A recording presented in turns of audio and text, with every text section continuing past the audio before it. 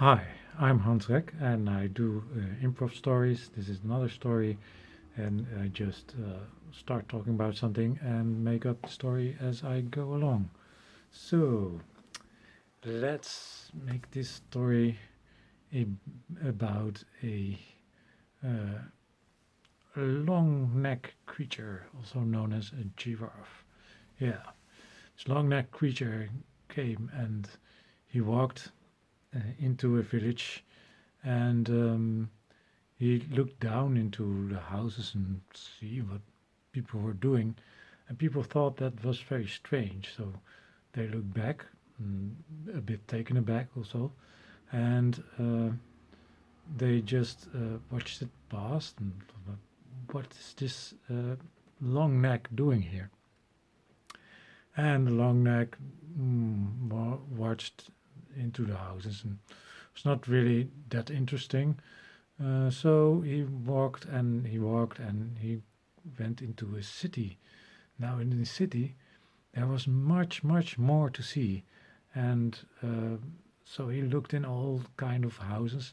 People got a bit nervous and scared, and people of town thought like, "What is this giraffe doing in this town? This is not good.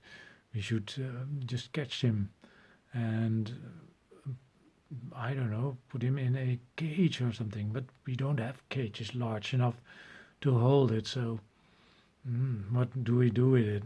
Well, first trying to catch it.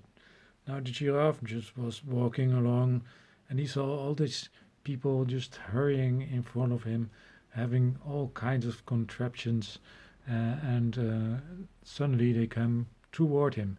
And the giraffe was a very curious creature, so he just bent his head, and then they could capture his head.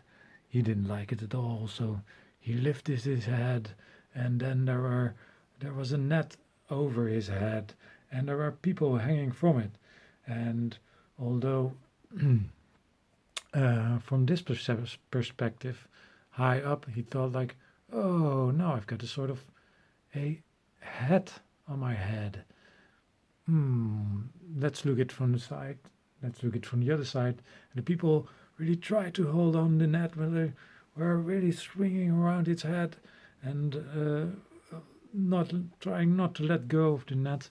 And then the giraffe was like, well, this is fun for a little while, but I suppose I just should go back and see what else there's to collect. So he went home, put the net with the humans on it in his closet, in his hat rack, and tried to find other hats.